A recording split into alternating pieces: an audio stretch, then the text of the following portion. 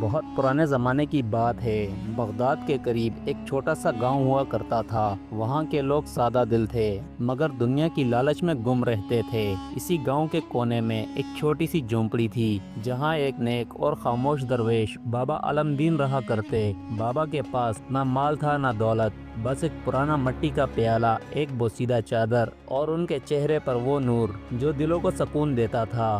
گاؤں کے لوگ دور دور سے آ کر ان سے دعائیں لیتے۔ کوئی بیمار ہوتا تو بابا پانی پر دم کرتے، کوئی غمزدہ ہوتا تو بابا صرف اتنا کہتے، صبر کرو، اللہ قریب ہے، وہ تمہارے آنسو بھی سنتا ہے۔ ایک دن گاؤں کا ایک امیر تاجر قاسم بابا کے پاس آیا اور کہنے لگا، بابا میرے پاس سب کچھ ہے، سونا چاندی نوکر عزت، مگر دل میں پھر بھی بے چینی ہے۔ بابا نے مسکرا کر کہا، قاسم جب دل دولت میں سکون ڈھونڈتا ہے تو سکون خود روٹ جاتا ہے۔ رب کی رضا میں چین ہے، سونے میں نہیں۔ قاسم ہنسنے لگا، یہ باتیں غریبوں کے لیے اچھی لگتی ہیں بابا، میرے جیسے آدمی کو نصیحت نہیں، فائدہ چاہیے۔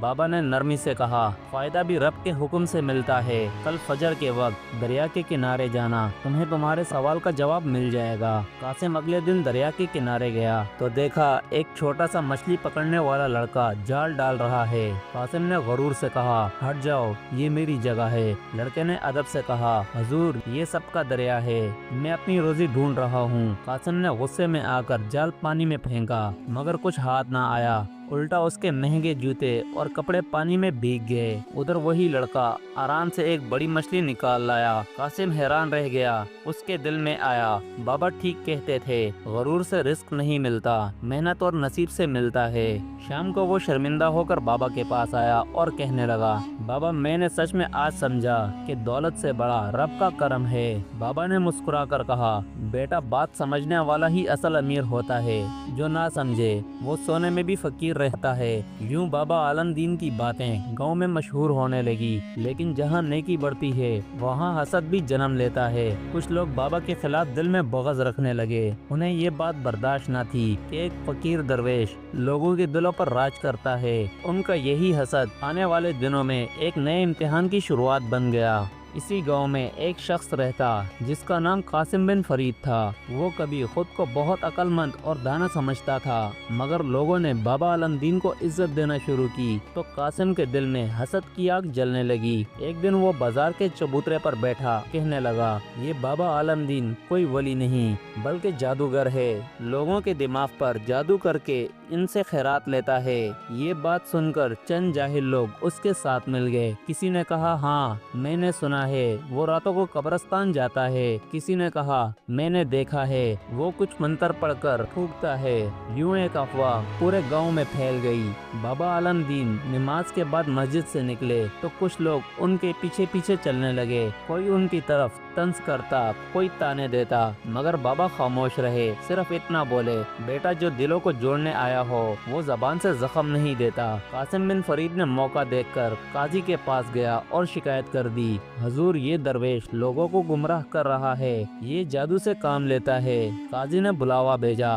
بابا علم دین جب دربار پہنچے تو قاضی نے پوچھا، کیا یہ سچ ہے تم جادو کرتے ہو؟ بابا نے نرمی سے جواب دیا، نہیں حضور، میں تو صرف قرآن پڑھتا ہوں، جو کچھ مانگتا ہوں اپنے رب سے مانگتا ہوں، اگر دعا قبول ہو جائے تو یہ میرے اللہ کا کرم ہے، نہ کہ میرا جادو۔ قاضی نے خاموشی اختیار کی، مگر قاسم نے دل میں سوچا، یہ باتیں تو سب کے دلوں میں بیٹھ گئی، اب مجھے کچھ اور کرنا ہوگا۔ کچھ دن کے بعد گہری رات تھی، چاند بادلوں میں چھپ گیا تھا اور قاسم نے ایک نئی سازش تیار کی۔ رات کے اندھیرے میں قاسم بن فرید اپنی چال چلنے لگا۔ وہ چپکے سے بابا علم دین کی جھونپڑی کے پاس آیا۔ اس کے ہاتھ میں ایک چھوٹا سا تھیلا تھا جس میں سانپ، بچھو اور کچھ جعلی ہڈیاں رکھی ہوئی تھی۔ قاسم نے وہ تھیلا بابا کے جھونپڑے کے اندر پھینک دیا اور صبح ہوتے ہی پھر سے قاضی کے پاس جا پہنچا، حضور میں نے اپنی آنکھوں سے دیکھا ہے، بابا علم دین جادو کرتا ہے، رات کو اس کے پاس یہ چیزیں موجود موجود थी। काजी ने फौरन सिपाहियों को भेजा।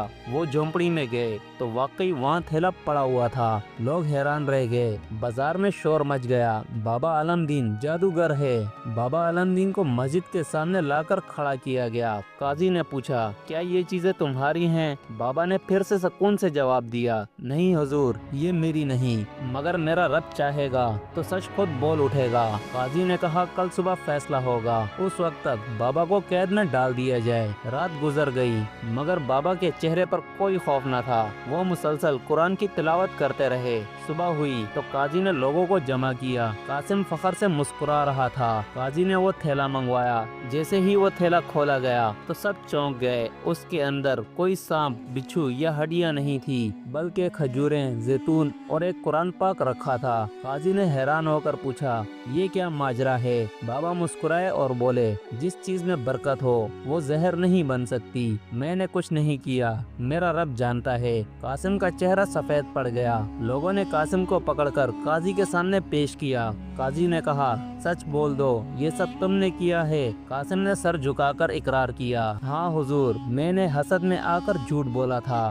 काजी ने कासिम को सजा सुनाई मगर बाबा आलमदीन आगे बढ़कर बोले, नहीं हुजूर, इसे माफ कर दीजिए। जो अपने गुनाह का एतराफ कर ले उसे सजा नहीं, दुआ मिलनी चाहिए। बाबा की बात सुनकर कासिम की आंखों में आंसू आ गए। काजी ने कासिम को छोड़ दिया। कासिम बाबा के कदमों में गिरकर कहने लगा, बाबा मुझे माफ कर दें। बाबा ने उसके सर पर हाथ रखा और बोले, बेटा मैंने तुम्हें माफ किया, अल्लाह भी तुम्हें माफ करे। कासिम की तौबा करने के बाद गांव में सुकून उतर आया। अब कोई किसी पर इल्जाम नहीं लगाता था। सबके दिलों में बाबा आलमदीन के लिए मोहब्बत और अकीदत बढ़ गई थी। जहां कभी नफरत की चिंगारी थी वहां अब दुआओं की रोशनी फैल गई। बाबा का मामूल पहले जैसा ही रहा। सुबह फजर के बाद मस्जिद में कुरान की तिलावत, फिर बीमारों के पास जाना, यतीमों को खाना खिलाना और शाम के वक्त दरख्त के नीचे बैठकर मुसाफिरों को नसीहत करना। वक्त गुजरता गया। बाबा अब बूढ़े हो चुके थे मगर चेहरे पर नूर और जिस्म कमजोर था।